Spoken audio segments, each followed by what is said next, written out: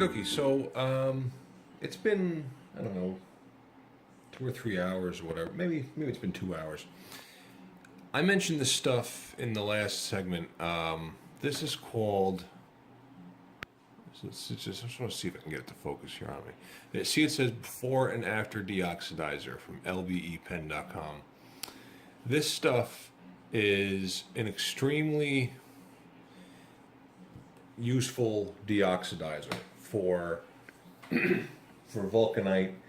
The guy that invented it or repackages it, which is what I'm suspecting he really does, he runs a website with pen restoration tips and he sells pens, or I don't know. But anyway, he also has buffing compounds and waxes and stuff to clean up hard rubber pens, like fountain pens. And he sells this product called Before and After Deoxidizer. And it's not cheap. I think it's $25 a bottle or whatever. It does work. And what you do basically is I take a jar. This jar is too short, but it's very thick. If you look at what this stuff looks like, it's like honey. Actually, you know what? It really looks like honey. It's you can see it makes a coating. Look at the coating on that. And I put it all over whatever is oxidized on the vulcanite stems, and I let it soak. And I kind of turn it around in it and stuff. This stuff is totally reusable, and the soaking time will vary. So this is just a toothpick. I'm just using this to just scrape excess stuff off here, because you don't need to lose all this. I mean, this stuff's expensive. There's a little bit of crud coming off it there too. I don't care. That's fine.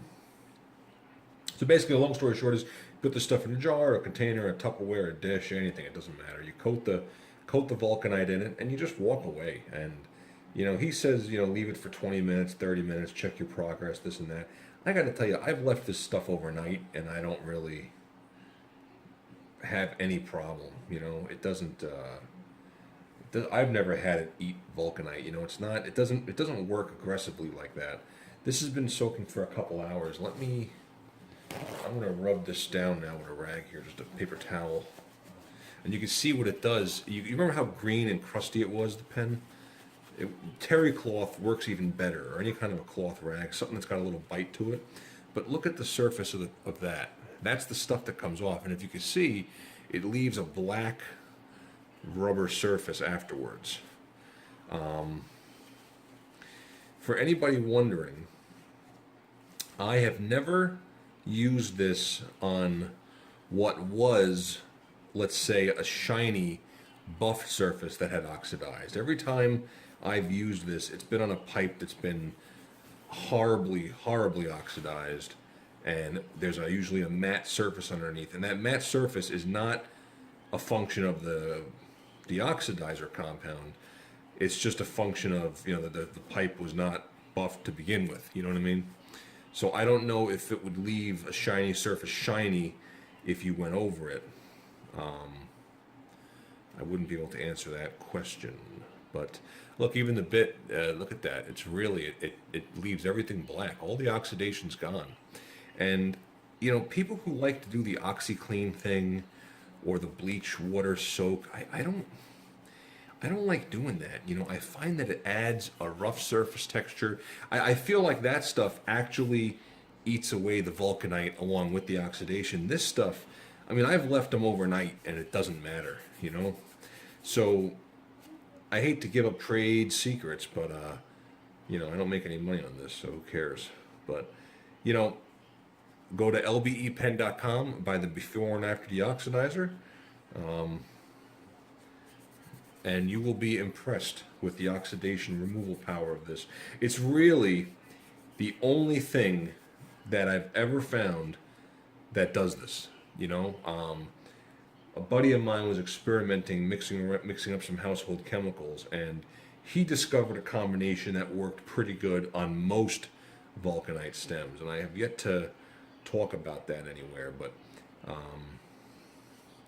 because experimentation is continuing. But just look at the nice and black this stem is now. All that green crusty is off of it. I mean, it's almost reflective. And what I'm looking for, and I'm looking very carefully here at the top, is there was a, well, at least in the picture I saw, they stamp, and it's there. I can see it. I can see it very barely, right there. You're not going to see it. There's no way you're going to see it, but I can see where there was the Imperial. That was where the stamp originally was, that said Imperial. It looks like scratches at this point, but that's not. I know for a fact that's where it must have said Imperial on the stem. That makes me happy to know this is an original stem. It's too faint to see, but I'm not sure any camera could pick that up. Well, let's try the macro, but I'm just positive it's not gonna work here. Let's see here. Can you possibly make that out? It's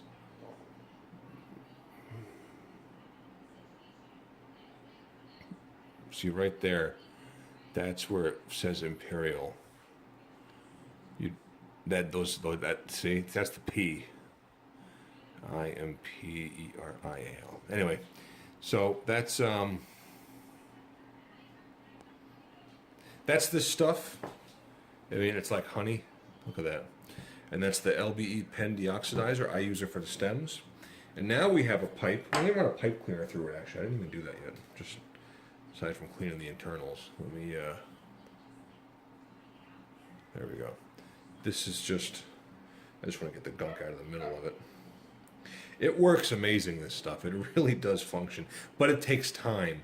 If you think you're just gonna like rub the stuff on and rub it off in a rag, it does not do that. But I find it far superior to using bleach or the, what do you call it? The other stuff, wow, that's clean. Oh yeah. You know, it's got a light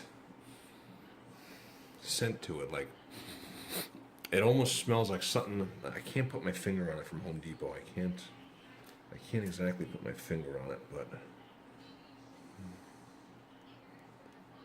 I think the real reason I'm making these videos, or at least this series of videos, is that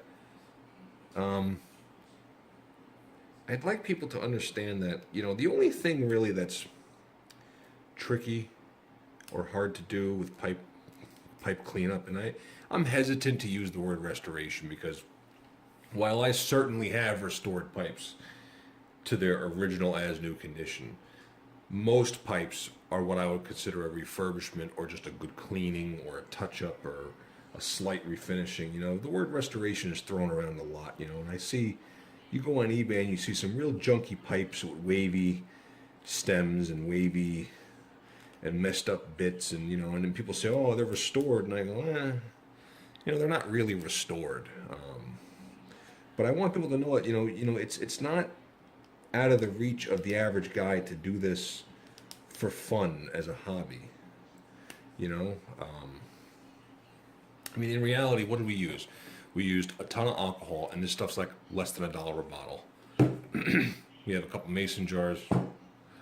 I love paper towels. Love paper towels. This stuff is the most expensive chemical I use. You know, this before and after deoxidizer to get the green off. The rest was all just, you know, was really pipe cleaners and a couple toothpicks here, and this is possible for anybody to do. All right. So now that the stem has been deoxidized, and really it did an excellent job. I'm actually really happy with this. You can see all the green, all the tar is off it, and that was just a combination of scrubbing with alcohol, which anybody would do on any kind of old pipe. And see how clean that is now, and just some pipe cleaners and the deoxidizer. This is now ready for the restoration process on the stem, which is, to me, that's the big magic. And for that, you know, they do make things like, and I'll talk about that in the next video, but see, nice and clean. They do make stuff. This guy makes stuff like polishes that will polish the vulcanite with like rags or pads, and there's like oils and stuff you could put in to try to seal it and put a shine on it. for my purposes, I've never seen anything compared to when you really sand a stem down to remove all the micro scratches and stuff and give it a buff the way the factory did, and then seal it with carnauba wax. And that to me has always been like the black glass perfect stem finishing technique. And that's what the factory did, and that's what I replicate. So you do need a buffer to do that. But you know, before I got my own buffer, I was using buffing wheels attached to a drill. Believe it or not, if you learn the technique of how to buff and what you're feeling for, and not just pushing it hard into one corner and creating a lip or a ridge, and when you learn how to buff, you don't need a $200 or $100 buffing motor with wheel. You don't. You can do quite a bit with quite a little with handwork and with a drill, but truly when you want to graduate to pro class, you do need to get a buffer. I actually have a series of 3 buffers that I use for different things, but you're probably only going to see me use 2 because I haven't decided what I'm going to do with this yet. But so next video will be smoothing out this stem, cleaning it up, and hopefully repairing this with a little bit of heat and maybe some glue and some things and techniques to build up the surface. All right, thank you.